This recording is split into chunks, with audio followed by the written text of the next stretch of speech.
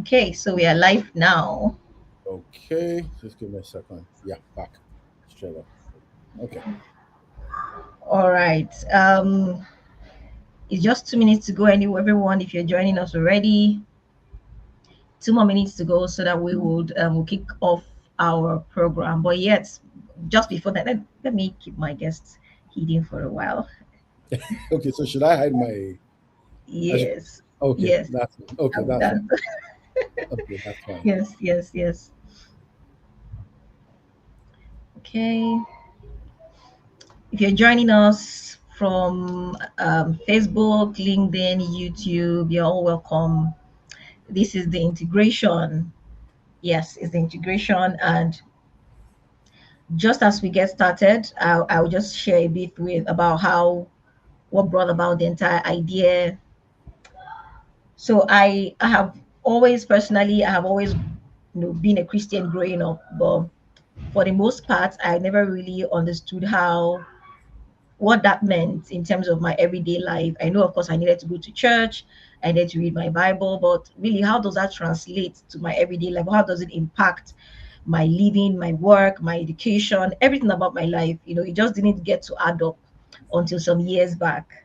Right. And I knew that's a challenge that a lot of people feel. So it's 6 o'clock on the dot.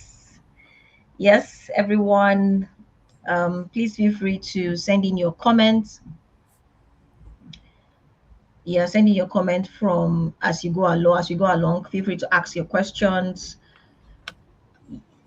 as you go along. So, again, you're welcome to the integration. As I was saying earlier on, I said that I never really understood the connection until a point came in my life in 2017. I will never forget. I stumbled on a message somewhere online that radically transformed my life, and I knew that my faith had more value than just the typical Sunday service, participating in activities, and all of that. And that has transformed my life, my family, my career, virtually everything. And so the essence of the integration is really to let you know that this is real. A lot of other people are living it out in terms of applying their faith to their work and career, and they become successful, right? And the second myth the integration is set to debunk is the fact that if you're a person of faith, you should be laid back, you should just be basic and all of that. God has actually designed us to rule and to reign, and He's provided us with everything that we need for life and godliness. So today, so that I don't keep us for so long, today is the first edition of the integration, and I have my special guest in the house. But just before we get off, I would like to read his profile. So we're talking about not just anybody. The goal at integration is to bring you top professionals who are doing well in a respective field across different sectors, and getting to hear their story, like real practical stories, and knowing how you can apply that to your life. So get your pen and paper, get your notepads, and please feel free to ask questions as we go along. Okay. So my guest today is Mr. Jide Pratt, popularly known as JP. Yes, we call him JP. JP is I'll introduce him, but just let me read his profile first. JP is an oil and gas industry executive with over 20 years experience in sales, in marketing, business development, trading, business operations all across Africa, and he's achieved top and bottom line profit by harnessing operational efficiency and leading people through processes, management of resources. He is a graduate of accounting from Ahmadu Bello University, a postgraduate student of financial management in University of Uyo. He's also attended Lagos Business School, Harvard, MIT, Boston, right? He's worked in very interesting organization. He had worked in, if you check his profile, he had worked with Corn Oil, he had worked with Seplat at some point. He has also worked with Forte Oil as well. So he's someone who is vast in the oil and gas space. All right. And today we'll be hearing his story. I'm sure some of you must have followed him. If you follow him, he's a successful executive, and you may want to know what are the things behind this scene, what sponsors your success. Today we'll be hearing the real life stories, and I want you to sit tight as we get into the conversation for today. Okay, so ladies and gentlemen, let me present to you my guest for the day, Mr. Jide Pratt. You're welcome, sir. You're welcome. You're Thank you welcome. very much. It's a Thank pleasure you to be very here. It's a pleasure to be here. Thank you very much. much. Yeah. Yeah. Let me just be sure that we are up. That we are up. Yes. That we are up. Okay. Okay. All right. All right. All right. All right. All right. Okay. So, Mr. G, we'll start off with, can you tell me about yourself? Like, who are you? Just very briefly, who are you? Who's Jide Pratt? Who's JP? Please tell us, who are you, about yourself? Okay. Chinenye, first I must thank you for talking with me. Um, I've watched your career actively for a period of time. What you do is nothing short of phenomenal.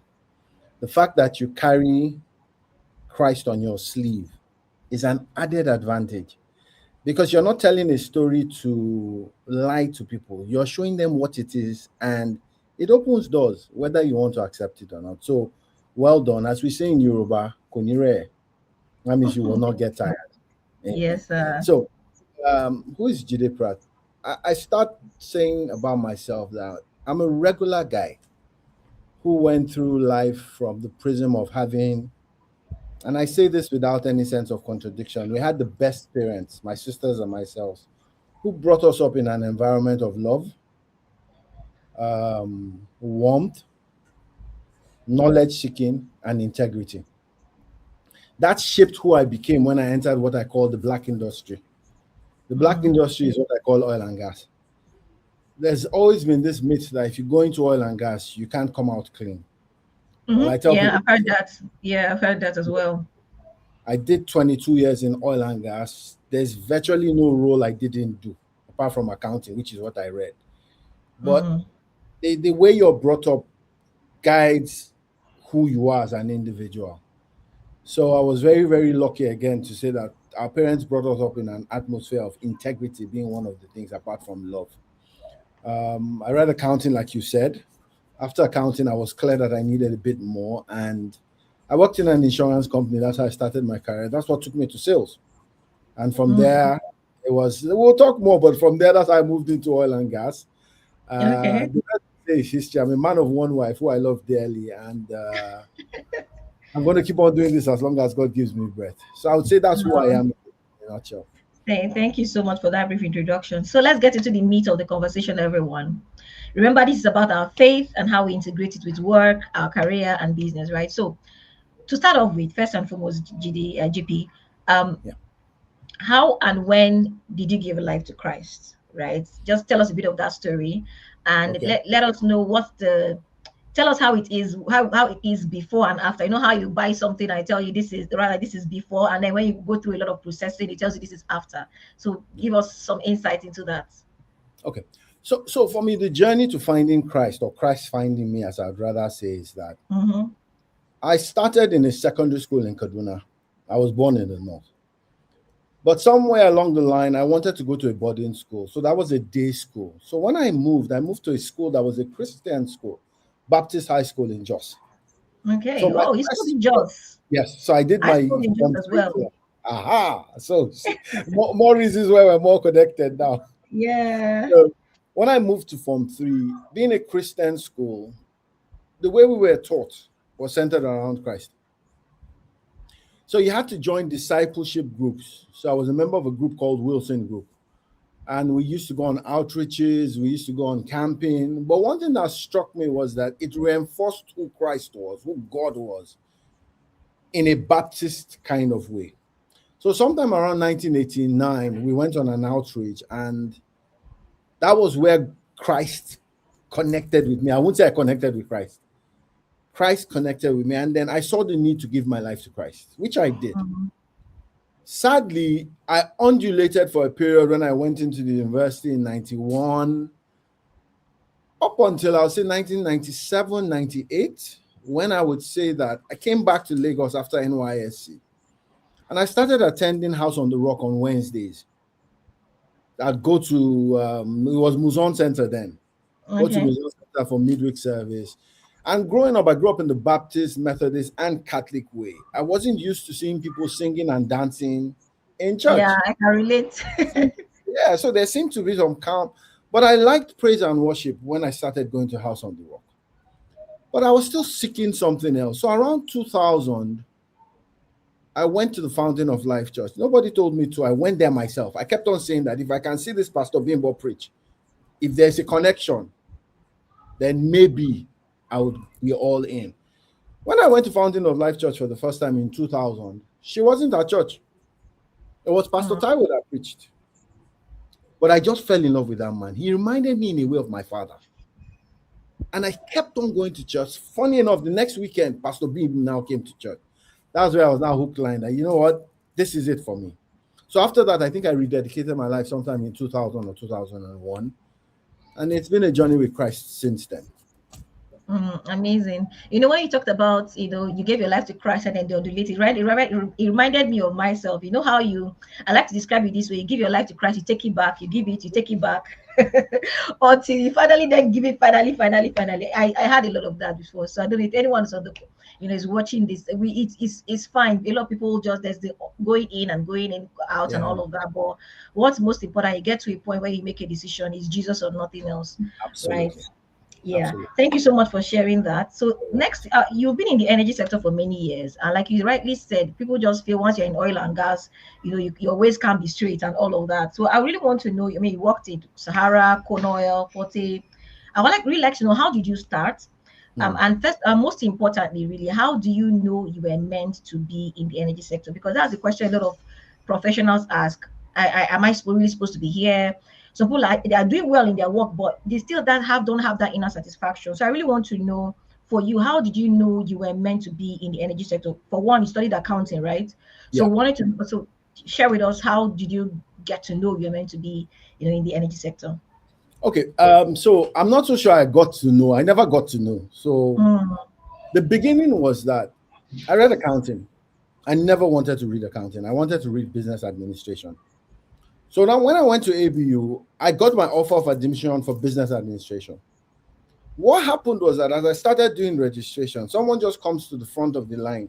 How many of you have O level maths and English? And of course, I had O level maths. I had O level maths and English. So I put up my hand. And they just said, move to the right lane. Those of you who don't have O level maths and English, move to the left. Then they now asked us, give us your offer, your admission letters. And of course, I had accounting, business admin. So they now moved me from the business admin line to the accounting line. That's how my mm, journey in accounting started. So I now told them, but I don't want to read accounting. I want to read business administration. They said there was no option. The guys that they wanted for business and for accounting didn't have O-level math. So by effluxion, I became an accounting student. So I said at the end of 1 year, I'll change. At the end of 1 year, then I said I needed to go back to 100 level business admin. So that's how I read accounting. When I finished, I went to work in an audit firm for a year just to be sure that, do I like it? Even though I knew I didn't. At the end of the 1 year, I told my boss, this can't work. It's not something I want to do. So introduced me to someone in insurance. And that one now said, if you don't want to do accounting, we can't put you in finance. What do you want to do? So Chinenye, I told them I wanted to market. He said, what do you mean we want to market? Insurance is very, very difficult to sell. But I mm-hmm. told him if I get an understanding of selling insurance, then I'll be able to sell anything. He said, okay. They gave me a job. So I met another gentleman and I got a job in a company called Refuge Insurance. 6 months I'd gone through the ranks, understood the business, and started bringing in new business. It wasn't because I was the brightest guy. But I just told God that, look, I can't be a flop in this job. So I don't know how you want to do it. It's really your business. But for me, at 6 months, I want to be confirmed. And it was Mm. just providence. I kept on meeting people that I knew who were in different sectors. Some of them went to Zaria, and I'm like, who does you guys in? So, I was getting jobs as if it was a walk in the park. Mm. So Mm. after 6 months, what now struck me was that another insurance company now called me to come for an interview. I remember my first salary, I can never forget, 99, 2000. I was earning 6,000 naira a month at Refuge Insurance. I Wow. can't, 6,000 naira a month. Now, when I moved, ICO now called me and moved my salary to maybe it was 30,000. I can't remember now exactly. But it was just a conversation. Now, what is ironic is that in that conversation, we were two, my friend and myself. My friend and myself, Fola and myself, have known ourselves for almost 35 years. He can get picked after 5 interviews. But okay, let me not digress. So I moved to ICO and I did another 6 or 7 months at ICO. So we went to market a customer who belonged to my friend Fola. In marketing the customer, he said he doesn't need insurance, that there's no value for insurance for him. So I said, God forbid anything happens to you. What's the plan for your children? You don't have any annuities. You don't have any life insurance plans. He said, no. I said, so why? Do you want them to suffer? God forbid you go. It wasn't my conversation to have because I escorted my friend. But what was ironic was that in that conversation, there was a second gentleman who was just sat there. He didn't say anything throughout that conversation. But when we got downstairs, I told Fola that man that didn't say anything, I think we should go and print our CVs. And Fola just said, are you okay? Print your CV for... I said, I have a feeling that man will want to talk to us next week. Chinenye, I don't know how I had that inclination. And you see, by then, like I said, I'd had my on and off with God. So I wasn't so sure. But I remember in the bus going home, I just kept on saying, God, you need to show me a sign now. I was telling myself internally, how do I know if I'm meant to print my CV? Guess the bus stop I got down from. This is so, it was so, I got down on the bus stop and in front of me, I saw business center. The bus dropped us in front of a business center. So for me, I just went into the business center, brought out my flash drive and told the guys I wanted to print 2 copies of our CVs. So I printed my copies and I printed for last copies. A week after, when we went to go and collect the checks from this gentleman, the second man who was quiet, the first question he asked us was that, have you guys ever thought of working for oil and gas? And we said, no, we haven't. But that I now said, if the opportunity comes, it will be something. And now goes, why do you think so? So he asked me, I said, sir, if I can sell insurance, I can sell petrol. I'm 100% like that. He now says, okay, when next you are coming, bring your CV. And I just said, they're here. Wow. He said, sorry? Being ready on the point. He said, what do you mean by they're here? I said, they're here. I printed them at the business center. Fola didn't know I printed our CVs. So when we got downstairs, Fola said, I don't understand you. Huh? I said, I kept on telling you that the way that guy didn't say anything, he was just watching the conversation. That gentleman was the one who now gave me my foray into oil and gas. He's of blessed memory now. But wow, amazing. He now told me that the way we were talking and that the way we were convincing his friend, you won't believe when we went to collect those checks, he brought checks also for his own family. Wow. So we opened an account for him. But that was 2 more weeks to the end because we did 5 interviews or so. And 2000, or was it 2001, I was given the offer. My friend didn't. He left for the UK about the same time. But it meant that providence-wise, our paths were different. We had done 5 interviews. He was meant to go to, because the day I got my offer letter was the day his appeal at the British Embassy came through. So something interesting about what you said. Yeah, interesting about what you said. In fact, I just want to highlight a few lessons here. And the first is the fact that, number one, is that it wasn't as though insurance was what you wanted to do, but you gave it your best, right? You were doing it with your heart. You were doing it as though it was all that you had. And that's one of the things I tell people, when you're working at a place, it might not necessarily be where you want to be, but that's not the reason why you should be slack or act anyhow. Give it your best at the time. And it was in the process of giving it your best that someone was by the side observing, right? So one of the things, the lesson from here is giving your best at whatever you're doing at any material time. Then the second thing, again, I observed from your story now is the fact that, you followed the nudge in your heart. Because, sometimes, and I'm sure you can relate to this, JP, sometimes we expect God to speak to us in dramatic way and say, JP, go and submit your CV. Exactly. And it doesn't have, it just that singular thought. We need to, for the fact that you are a child of God, you should be able to trust the instincts in your heart. God speaks through nudges. And imagine if you hadn't obeyed, right? Imagine how being ready at the point when you asked exactly for your CV. So, that's really interesting. And thank you so much for sharing that. Yeah, go on. If you give me a second, don't forget that the bus stop that we got down at, Chinenye, they didn't drop us at the bus stop. Why did it happen that they dropped us in front of the business center? The footsteps of the righteous are ordered by the Lord. And that's it. The steps of righteous are ordered and Lord. And when they say it is our expected end, so the expected end for God for us is good. But you see, we're mortals, we're flesh and blood. So we will worry, we will. Mm-hmm.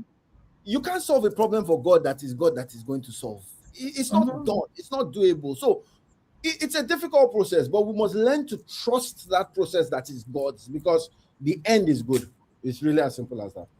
Yeah, and that again, whatever I hand find, do it well. So my next Absolutely. question, JP, your major role revolve around business development. I know you already talked about how God showed you favor, things were just falling in place. And I like to tell people now you were good at what you do. It wasn't as though you weren't excellent, right? But see, I've seen people that are hardworking but yet no results.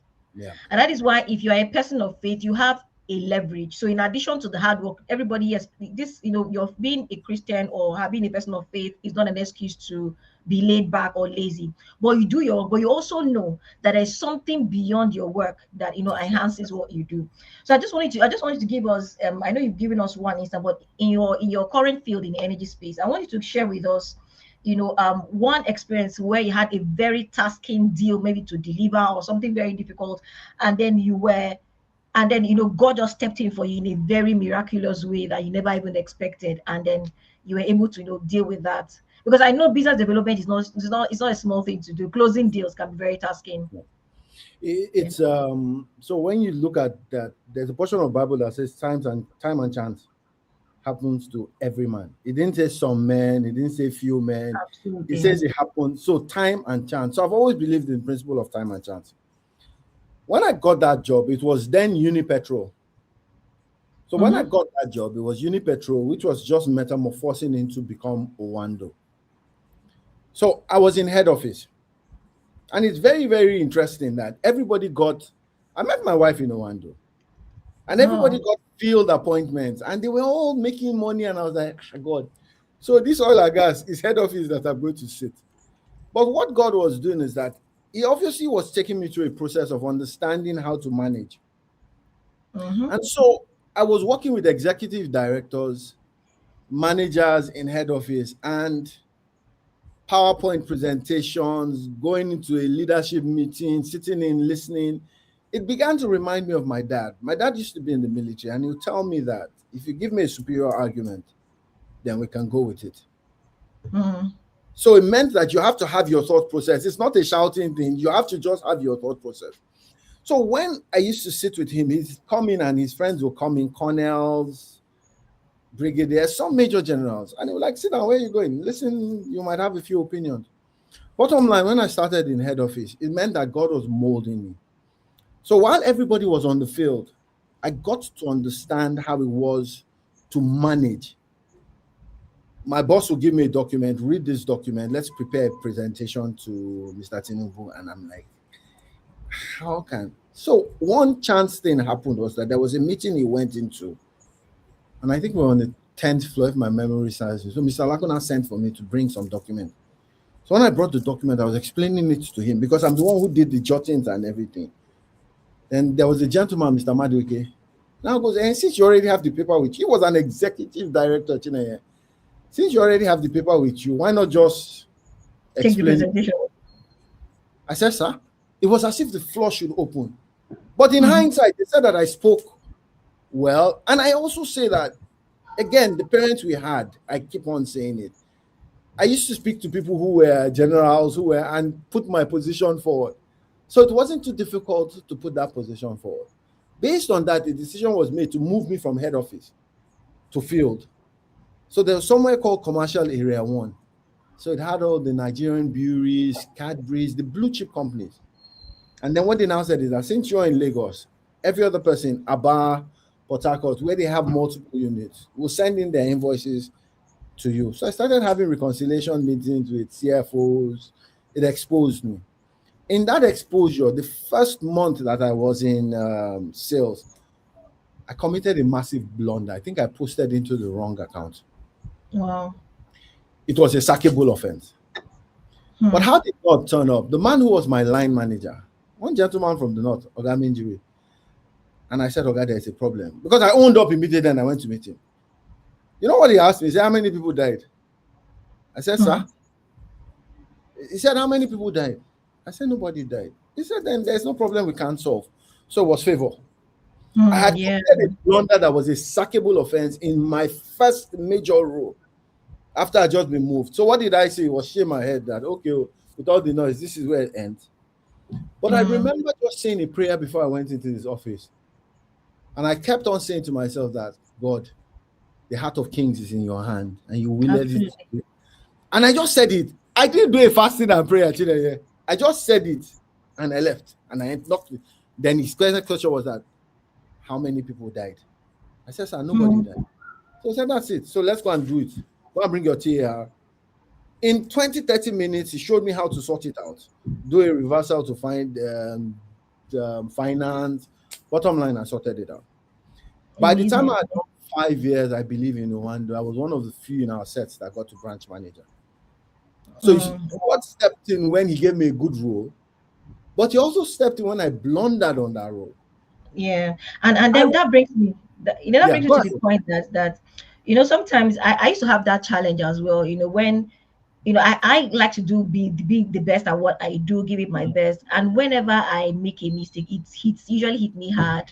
Like, why should you make a mistake? But I Mm, learned over time that excellence does not mean the absence of mistakes. absolutely.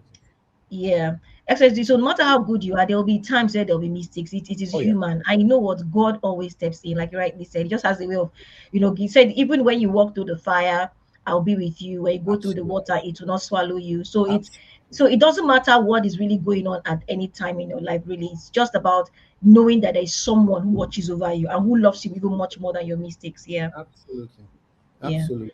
So that All was right. that scenario, and at least thank God I didn't get sacked from there. Yeah, God had greater plans. Thank you so much for sharing that. Now, what I want to take it to, from another perspective now. In terms of managing people, one of the challenges we have in workplace, workplace businesses is dealing with people. Yeah. Sometimes you might have good bosses, but there's this one difficult person that just becomes a thorn in the flesh. Yeah. So could you share with us, in your years of working, you've been able to how you've been able to deal with difficult colleagues or Mhm. difficult bosses, difficult juniors or colleagues, and how has the principles of your faith in God guided you in dealing with that, and of course resolving the issues. So remember I made a mention of when I was growing up, how my father used to say, if you had a superior argument, let me have it. So it means Mhm. that growing up, I'd always been able to find out how to balance opinions. Everybody's point of view is going to be different on a certain subject. Mhm. If you go into communication or understanding with someone and you force your position, it is going to be friction. I learned that very, very early in life. So I've had bosses that were very difficult at the top. So I learned patience. I'm not a patient person. But because they were my bosses, excuse me, sorry about that. So, but because they were my bosses, I needed to manage up. So I learned patience. This is not workable. Go out, just find a way to solve it. So I found a way to solve the problem. What also happened is that as we continued with that, we found out that once you take someone's perspective and try and solve a problem from that person's perspective, they're more agreeable with you. To you. Hmm. But it gets to a point where you get to the what I always call the Y junction. You have to go left or you have to go right. At that point, it's knowledge that points in the direction to go. So you're able to win over someone who is a top boss by saying that, boss, we've looked at it logically up to this point. If we do this, this is what will happen. If we do this, this is what will happen.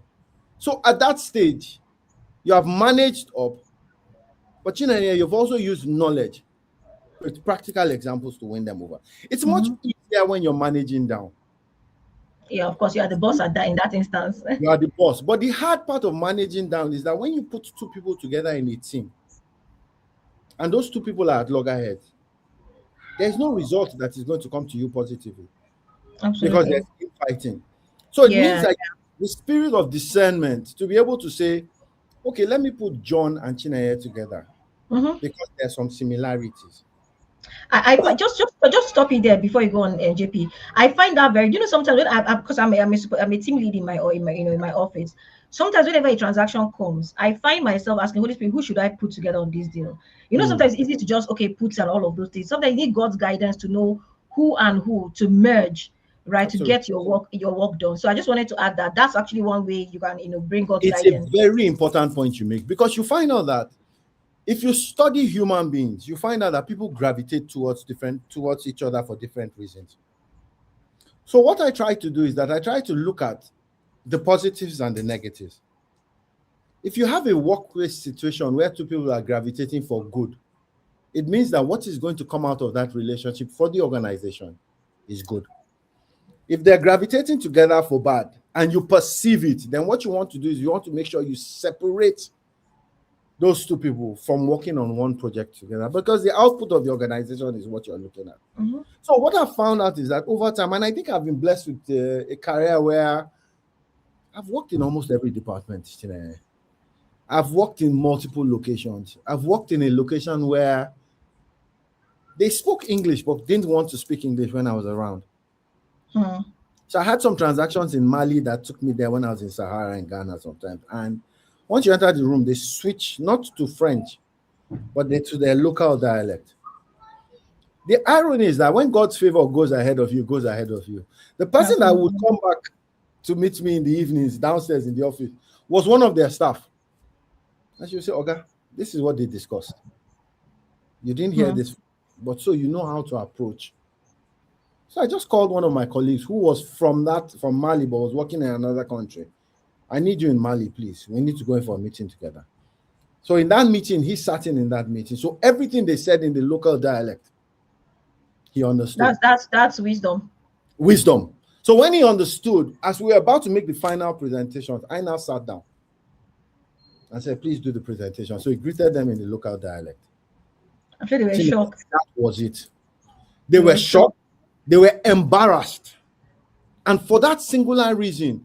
But you see, it means that, what am I trying to say? When you go into organizations, you meet people, don't be haughty.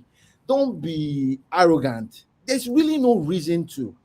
If you find that someone's position is A, don't make it A minus.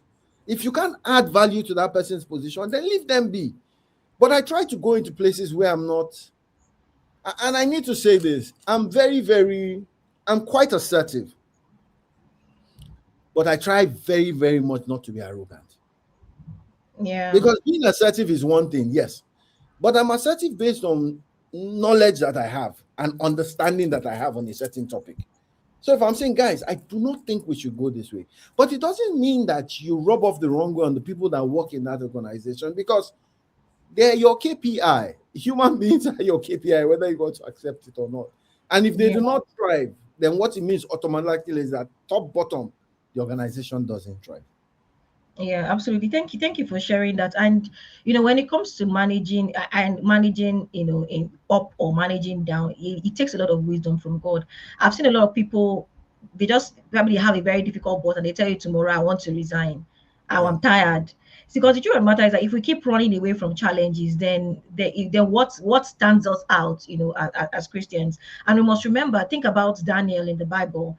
Mm. This was a man that faced opposition. He didn't run away from was it was a Babylon, Oh, right? He stayed put there. So yeah. again, it's not this is not a case of staying in a toxic environment. It's a different case entirely. But I'm just saying Mm. that even in difficult situations at work, it's meant to build you. Like you rightly said, JP, you're not a person of patience, but being in working with people has built patience. And that's why I don't like people. It's not really the right perspective to say this is how I am.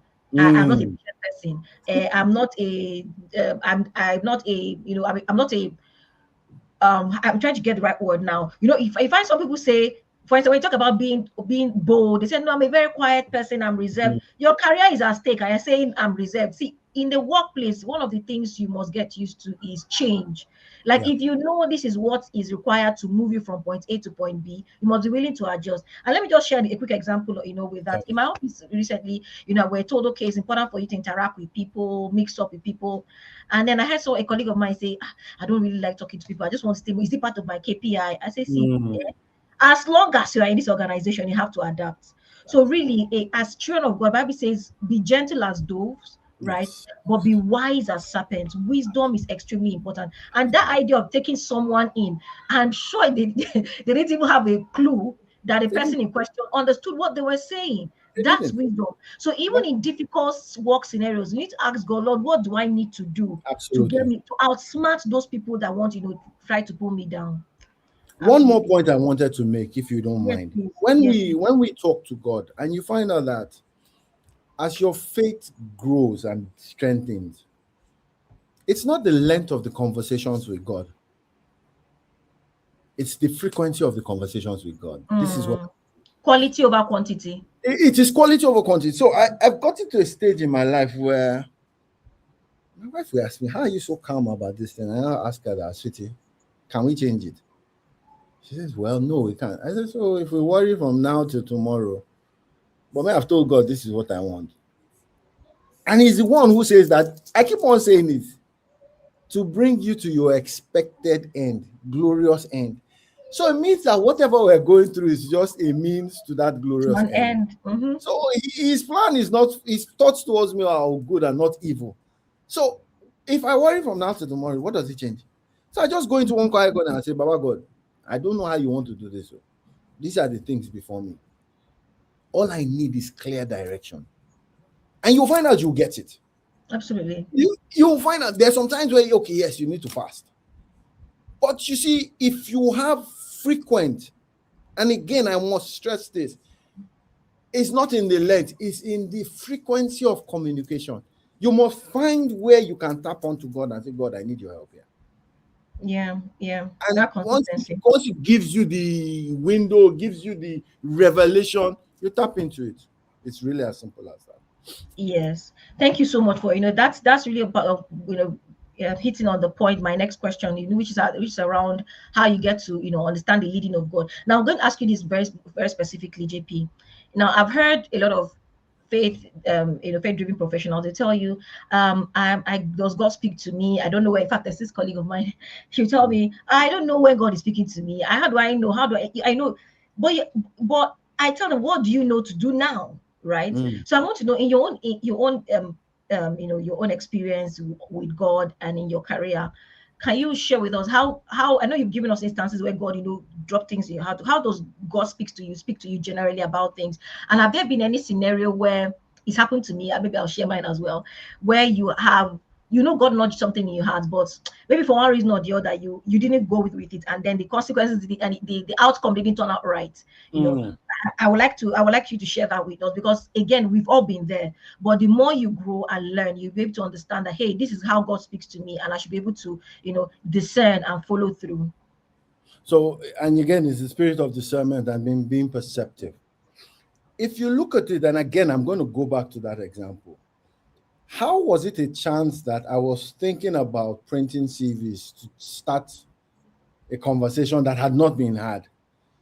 And then the boss that ideally should go to. So you see, you have to be perceptive. The boss that was going to a bus stop now decides, I'm not going to the bus stop, I'm dropping everybody, everybody get down. Then I just look to my right. So and so business center. If you miss the signs that are clear, it means that you're not being perceptive.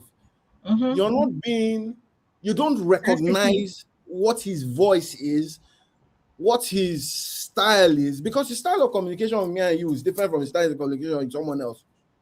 Let's be extremely clear. The days where, okay, it's the burning bush, this is the burning bush, they're far gone. Let me And say I something tell there. people, Let me say something. Let me say something, JP. yeah, My pastor used to say, if God were to start speaking to everybody through burning bushes, there will be no bush in the world. All the there'll be bush will no be bush gone. again. There'll be no bush again. There will But be you no see, bush God did it again. at that time because Yeah. he wanted to send a message in that instant. I remember getting posted at a certain time where I wanted to get married. And I told God, if I go to this posting and I don't marry, well, I'll come and hold you. I was telling God that, funny enough, my name was number one on the list to go to Port Harcourt. And I said, no, I found the woman that I want to spend the rest of my life with. And if she says yes, is this the time I now want to be going to Port Harcourt? Then she will be in Lagos. It can't work now. And I left it. So there's this very difficult boss. The guy does not compromise. It's always no for him. And I went to his office. So when I went into his office, there were two people there. And I clearly had come back after lunch. But Chinenye, the irony was that I thought he was the one who said, come back after lunch. So I said, sir, I said, I didn't say anything now. I freaked out because I had goosebumps. I actually had goosebumps. So I went and I came back after lunch. And after lunch, he was the only one in the office, not that person. Pratt, what is the problem? I said, sir, I wanted to bring my wedding invitation to you. I didn't print that wedding invitation. No. Say you are getting married. Thank God. I said, so I'm just wondering that I hear I might be going to Port Harcourt. You know the question he asked me? Where's your wife? I said, she's in Lagos. I said, then you stay in Lagos. There's a role open in Lagos. A conversation that I was treading, I was scared, I was afraid. I was going into someone's office and I was here, come back after lunch. And I was telling the man that, you want me to come back? He said, I didn't say anything. What are you talking about? Please leave my office. And I left. So I came back after lunch. He was the only one. So, Tina, I should have brushed it off now that, okay, he didn't say so. Nobody said so. But I was perceptive to the vice that there is no other person here. So it's a sign. And I took it as what it was and came back after lunch. The rest is history. I didn't get to move to Port Harcourt. My career continued in Lagos. I got married. And to his grace, we're 21 years in now. So these are the things that it's not going to be a burning bush scenario. Be perceptive. Be attentive. Put yourself, if you call on him, and God has how he does it. Is yes, no, or maybe. But you will hear. So unless you're not perceptive, unless you're not receptive, they can be burning the answer and dancing the drums and shouting yes, yes, yes and you still won't hear. You just have to be in the moment. Yeah, and you know, it's one thing to even know what God is leading you to do, and that thing is about willingness to take the action. Correct. A lot of people know what to do. We keep procrastinating, keep moving and shifting and all of that. So if you're really going to thrive and make progress in your career, business, if there's the greatest skill you must learn is the ability to know what God will have you do immediately. And just to also add, DP, you know, sometimes the natural human instinct wants to see the end of a thing. Now, as we're having discussion in JIPA, and for those in the energy sector, we have what we call great energy professionals for Africa. We're having in a conversation earlier today, and I was like, the natural instinct wants to know, see the end from the beginning. Like you want to know how it's going to lead you, but sometimes God doesn't really, you know, put everything up before you immediately. Is step by step. Sometimes until you obey the initial step, you might not see exactly what's on the other side. So again, for everyone, the take home is understand how God leads you, follow the prompt in your heart, all right, and then take the steps. And again, even if things don't go right, see, I've always learned, all like you said, all things work together for good. When I mean all, even your mistakes together, even when you make mistakes, right? And just to also share one point, you know, and the aspect of God's leading, when He leads you, He did it with it. Let me share an example. Remember when I got my recent job, I remember I was working on something, and then while I was working, there was this strong nudge in my heart to go research a particular point just to confirm if what I had on my document was correct. But I was like, let me quickly do this, should be correct now. And then I nudged it off. That document got to my boss, and I was lashed. Hey, Chinenye, what is that? And I knew you put this in my mind. Like all I could say, Lord, I'm sorry. Like I knew you told me, but so since that day, I don't dismiss it. Even if it's going to take me extra time, I'll go search it or ask someone to search it. Because sometimes it's not God is always there leading and guiding, but are we sensitive enough? Now, to my next question to you, JP.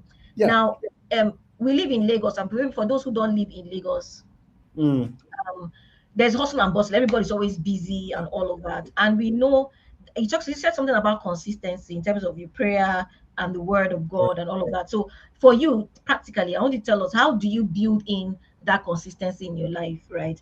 And how do you get to maintain that consistent, you know, relationship with God in terms of your prayer and word? Because for me, I see it is the life of my very existence. So I would like to know from how, as a busy professional working different, you know, deals and projects, how do you get to navigate that and maintain that consistency?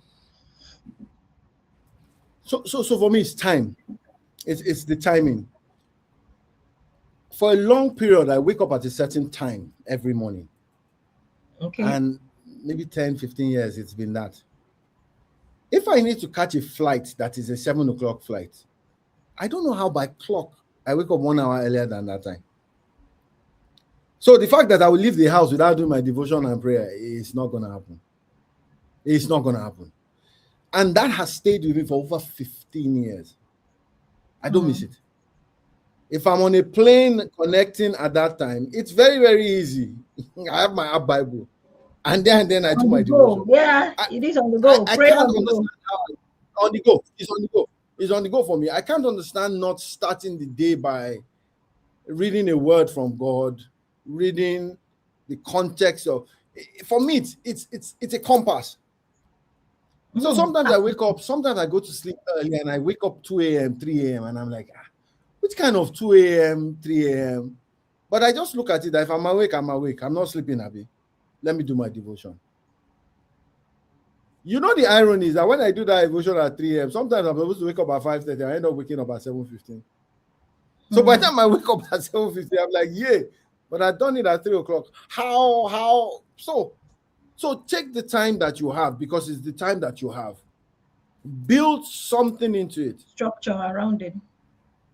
Build structure around it. My wife has some prayers she does 5 years. In fact, at a certain time, she's like, you know what? The way you sleep, if I wake up at 5, you're going to wake up. So she will sleep in another room or sleep somewhere. But you find out that once you build a consistency around what you need to do, you will find the time. The things that are important to us, we You find find time time for for it. it. How do we meet meetings? How do we get to meetings? How do we get there on time? One thing that I learned, I don't like being late for anything. And again, my dad was a military man. So when he says, guys, we're going at 8 o'clock, at 8 o'clock, you just see the car driving out of the driveway. Like, sometimes we run out of the house with one shoe. We forgotten the other shoe. Because if you don't go with this bus, where are you going? So it's, if you do your devotion at 5 o'clock, wake up at 5 o'clock and do it. But if for any reason you wake up earlier than 5 o'clock, that is a chance to do it before that 5 o'clock. Mm. I also walk actively, run actively. So when I'm doing that, I just plug in sometimes. I'm like, okay, I want to do it when there's no, I don't want to be talking to anybody. Let me just put on my headphones and let me move. So you Absolutely. find the time that you find time for the things that are important to you, Chinenye. That's the Yes, easiest way to yes, do it. yes, yes, yes. Thank you for that, JP. And you know, I used to struggle with it as well in terms of building time. And the truth of the matter is that if you might, like a pastor would say, if whatever don't have a structure for, you're not really doing right. Mm. You need to build a structure for it. The truth of the matter is that you, just the same way you can't do without breathing, Yeah. you can't also do without prayer. See, as a child, it is your lifeline. I don't, sometimes it feels as though anytime this is what happens to me. Anytime maybe I get too busy, blah blah blah, and I'm not able to do, I feel like I'm choking in during the day. Mm. You Mm. understand? If every little thing gets at you, you Yeah. understand. But every time you spend time praying before going out and all of that, it gives you stamina. You know, the Bible says, Right. be strengthened by the Spirit in your inner man. This is not stamina from eating food. There's an Yeah. internal stamina that comes. It gives you boldness to do life. I Right. agree. So for me, this would, if I let me share one of my experience. I'm sure maybe for those of you that follow me, one of the things I had learned when I moved to Lagos, it was very difficult for me to adjust because of the hustle and bustle. So I Mm. remember traffic was my in game then. I used to be very bitter at traffic. So at some point, those people were like, should I use this traffic? So I pray during traffic, even when I'm driving myself. I pray Yeah. during traffic. I listen to messages during traffic. That was my Good. way. Other times, I come back home. See, it is when you understand that it's a do or die affair, because Yeah. see, your prayer is your life, and the Yeah. devil knows it. If he can take it away, he can sift We'll your take life. it.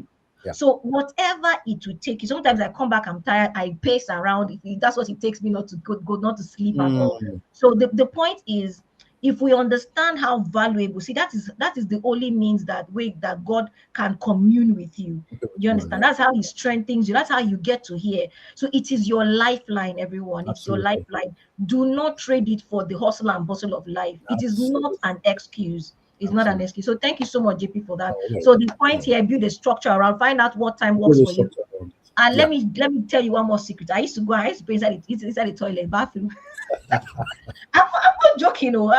See, sometimes, JP, you are a boss. You can Yeah. decide to come around 8 o'clock. So for some of us that your time does not belong to you, your boss can tell you, Chine, be at the office 10 a.m. You will find your way. So my way is whenever I'm in those kind of scenario, maybe Chine, you have to be on the Mhm. be in Abuja 7 a.m. next morning. I know I may not be able to meet up my usual time. So what I do Yeah. sometimes, I just go to the restroom, 10 minutes, and praying the Holy Ghost and all of that. So build structure. It is your life. Yeah. All right. We are Yeah. rounding up, everyone. We just have a few more minutes to go. So one more question, JP. Okay, maybe two. Then we'll round up, right? Do you believe that your business and your career is a tool for the advancement of God's kingdom? Because really and truly, God's desire for us is not just for us to be saved and stay in. There are a lot of people that needs to know about what we believe in, Mhm. right?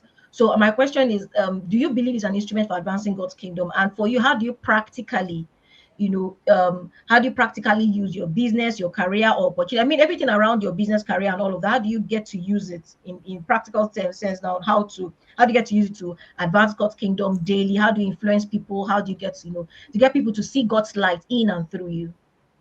I think that I'm going to rephrase that. I don't see it as business. I see it as every day you wake up is an opportunity to meet people. So Mm, every day you meet people in and outside the context of work is an opportunity to talk to them about Christ. If you look at it as just business alone, then you're going to look at things where people start saying that, okay, did we make a profit this year? If we didn't make a profit, how do we give money to how do we give money to the needy? How do we support a pet project that is the light in Hausa? We'll say mone gishiri, mone fitila. So gishiri is salt, mm-hmm. fitila is light. At least So I where know the that one. salt, I grew up in Kano. So where the salt of the earth and the light of the world. So it's not Mm-hmm, about your business alone. It's the fact that if you wake up and you can draw breath, it's another day that God has given you. So use that way to find. I've been, I don't know how it is, but people talk to me. Chinenye, I still can never understand that thing. People open up to me. And in some of those conversations, it's mm-hmm, the opportunity to talk to them about God and tell them that, look, this is what, these are not, I'm not guessing these things. These are things that have worked for me. I tell mm-hmm. people a lot of time that the principles of the Bible work for both believers and unbelievers. Say that again. That's the truth. Like the sowing and reaping principle. Trust me, it is Absolutely.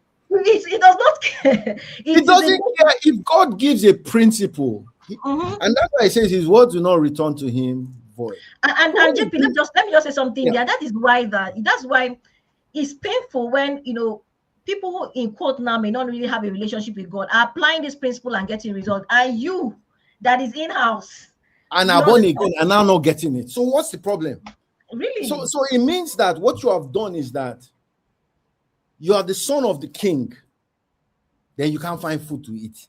Aye, It's a insult, taboo. insult, insult. It's annoying. It can't be It's a now. taboo. Why? It's a taboo. So every Mhm, opportunity, that's why I don't use business alone. Because if you use business, you are going to always want to tie it to profit. So it means that I went somewhere one time and they were praying in the office, government establishment. And I asked the lady, what time do you resume normally? This was at 9:45. Said that they're supposed to resume work at 8, but that because they came in late, they had to do their prayers first. I said, what you're doing is wrong. You render mhm, out to Caesar what is Caesar's. This organization has a mandate to help so and so number of people a day. You are in healthcare services. There are people sitting there in the reception, mhm. bereft of care. But because you came late, you took the time that was their own. So I said, why didn't you guys come in here 1 hour before to come and start before everybody opens? He And these now are the goes things back. that bring people to abuse the faith, right? Because when you begin to In mismanage that, things like sorry that, to cut you short, but in that conversation, someone was saying at the reception, is this how Christianity is supposed to be? And I had to exactly, have a conversation with that person. I pulled that person aside. Okay, what they have done is wrong. But exactly, let's not mistake it. This is not what Christianity is about. They have made absolutely. an error of because you can't leave that place with the perception that this is how Christians behave. It's an anomaly. So we had that conversation, we left. I'm still in touch with that woman till tomorrow. This is over 5 years. But it means Hmm. that once you have the opportunity, Chinenye, not business alone, let's be clear. On a day-to-day, who do you interact with? Who do you meet? There are always going to be those opportunities. If someone comes to you with a problem, listen to the problem, but at the same time, if you can sneak in the word of God into that, and it's not even just, it's actually sneaking, because you just need an entry point. Yeah, God will work with the absolutely. person's heart. The person becomes a Mhm. receptive person to understand and learn, because in that moment they're vulnerable. So you guide them to God, guide them to Christ, and then they have something they can tap onto. It's a fountain, it's a flowing well. They keep on tapping from it continuously. But Yeah, again, yeah, and sneak yeah. in, that is it. You sneak in and then establish Christ and you leave. Your work is done. Yeah, and interesting thing is that you keep sowing. It might not, the person might not, make an immediate change, right? But you sow a Mm. seed that keeps going up, and there's so very, anyway. As we go on in the integration, we get to talk more about how you practicalize it. But there's so many ways you Oh, yeah. can actually express your faith in our work. So many ways. How do you even use your money, right? Your money is actually a tool. Do you give Mm. out to things that pertain to God? I mean, there are so many ways, but we'll get to talk more Mm. about it, right? Our time is already fast spent. Thank Oh, you so wow. much, JP. It's been great speaking with you.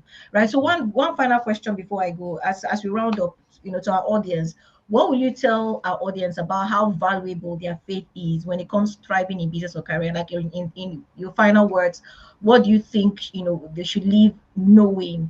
And going by how God has helped you, brought you, and made you successful all these years, what would you leave with them in terms of integrating their faith, with their work and career? I think that one thing I'll say to leave this conversation is this. If I had listened to God earlier, I probably would not have had some blips like I did. Not Hmm. because He wouldn't have tested me, because I would have had a clearer understanding in the knowledge of who He was. So I would have approached things differently. Differently. That is one thing I'll say. The second thing I'll say, and it's very, very important, that I don't mince word when I tell people that I'm a man of faith. It's not up for conversation. But it has worked for me time and time. There are things I wish I could say I can't say on this portal. But Please you say see, it, say it, say it, say it, say it, no, no. JP. Okay, think about the fact that you get married. Mm-hmm. Everybody in the union is clear about the fact that the first birth is coming soon, and then it's ectopic. Hmm. It is such a harrowing experience that the woman that you love and you're looking at is near the point of death. At that point, everybody just goes into prayer mode. Nobody needs to tell you anything. Mm. Nobody needs to tell you anything. But you see, that affliction we thought was a setback, it came back and became a blessing. Mm. Because with one fallopian tube, one, we have a healthy boy that turns 18 this Glory to year. God. Glory It's to not a God. fluke. It's not a.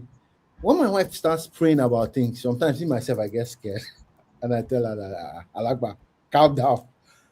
It's like, no, this will happen. So don't be unequally yoked. As you go to work every day, find positions and opportunities to talk to people about God. I have people on my team that are very, very vocal about Christ. But it doesn't mean when I'm doing the target setting, because I'm a Christian as well, I'll be subjective. It doesn't happen. It means that God holds people accountable. So we must set standards Mm-hmm. that God Himself will be proud of. But where we Yeah. can help people, let's take them to the light. I think that would be how I'll end that. Thank you so much, JP. And you know what? See, and when we understand that life will ask us questions sometimes. Mm. And the questions that life will ask sometimes, whether in your work, business, or career, and things that money may not be able to answer. Intelligence may not be able to answer. Oh, yeah. Beautiful hair, nice suit, lovely office will not answer. It takes only faith in God to deal with that issue. So it is really not in our best interest to relegate our faith, to the background. And for some professionals, what I find is that it's only when there's a problem. Oh, there's a problem. You don't go ahead and pray. Like if I need to tell someone, even let's just imagine JP is my friend. I don't talk to him for like 10 years. Only Mm. or maybe for a while. Only when I have problem I show up. And I ask Mm. him, please, please, please. He helps me and I go off again. Like even you will feel used. Yeah. right? You feel like you've been taken advantage of, and that's not the kind of relationship God wants to build with us. So Absolutely. as professionals, everyone on the call, all right, look, this is not a call, everyone following or streaming or that, the point here is your faith is valuable. It is your asset. It is your advantage in a world that is filled with so much mess and unpredictable challenges. And it's, people does well, if I don't disturb the devil will disturb me. Hey, hey. If you are not interested in the devil is interested in you, like a pastor will say. Absolutely. It's Absolutely. interesting. So you can't pretend. Even Jesus did not pretend that devil was just by the side. Oh yeah. He Oh yeah. knew and he prepared and addressed him as he ought to be. Absolutely. So everyone, let's get into our week, into our month, and we'll be doing this every month.